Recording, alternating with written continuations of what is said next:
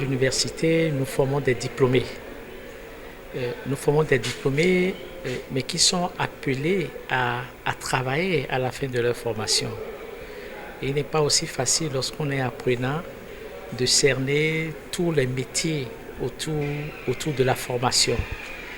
C'est justement pour combler ce vide que les journées métiers sont organisées, pour permettre aux étudiants d'avoir une meilleure appropriation de tout ce qu'il y a comme métier autour des différentes formations au niveau de l'université. Alors, l'objectif de ces journées métiers, c'est de faire connaître les secteurs d'estime, les métiers qui existent au niveau d'estime. C'est aussi de faire en sorte que les innovations qui sont réalisées par les jeunes universitaires soient présentées, parce que souvent à l'université, ce qu'on nous reproche, c'est que nos innovations restent dans les tiroirs. Les gens ne savent pas ce que nous faisons à l'université. Donc c'est aussi l'occasion pour nous de présenter tout ce que nous faisons, de faire sortir les innovations qui sont dans les tiroirs et de les exposer.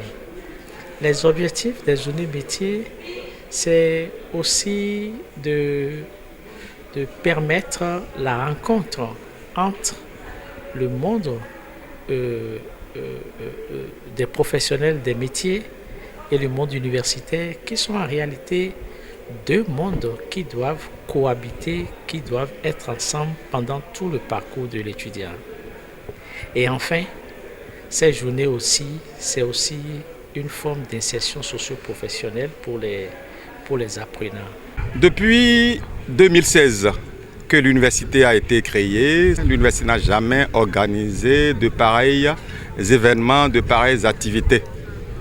Nous, recteurs, avec mon équipe, les chefs d'entité, les enseignants et les étudiants, avions décidé d'avoir de l'audace et de pouvoir quand même démarrer quelque chose. C'est ce que vous êtes en train de constater, c'est ce que nous tous sommes en train de constater pour l'ouverture du premier colloque scientifique international de l'UNESTIM, couplé aux premières journées métiers.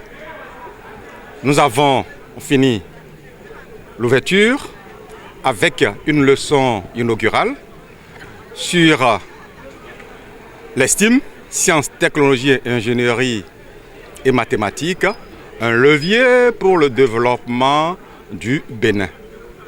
Puis après, nous sommes en train de visiter les stands, de visiter la production des enseignants, de visiter la production des établissements privés d'enseignement supérieur avec qui nous sommes en partenariat et qui sont là, de visiter les stands des privés qui nous avons invités pour être avec nous, avec qui aussi nous avons signé des partenariats.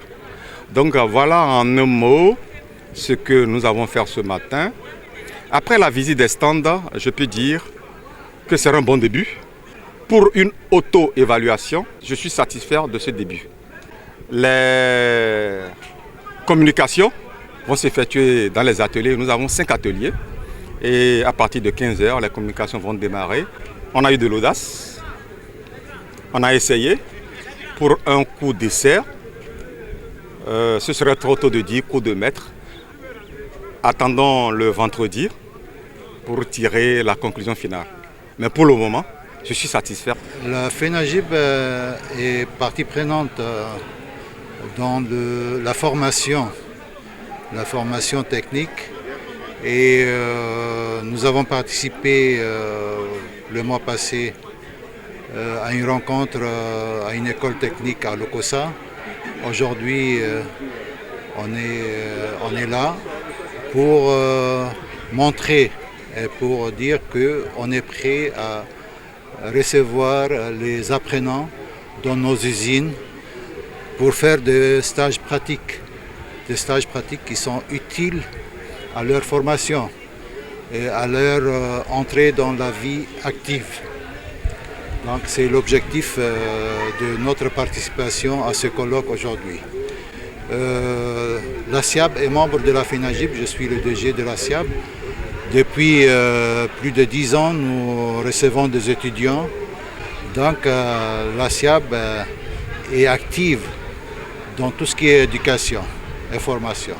Ça démontre, ça prouve que tout ce qu'on pensait est réel.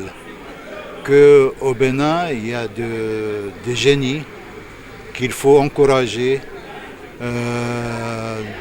des idées à développer. Et ils ont notre soutien total.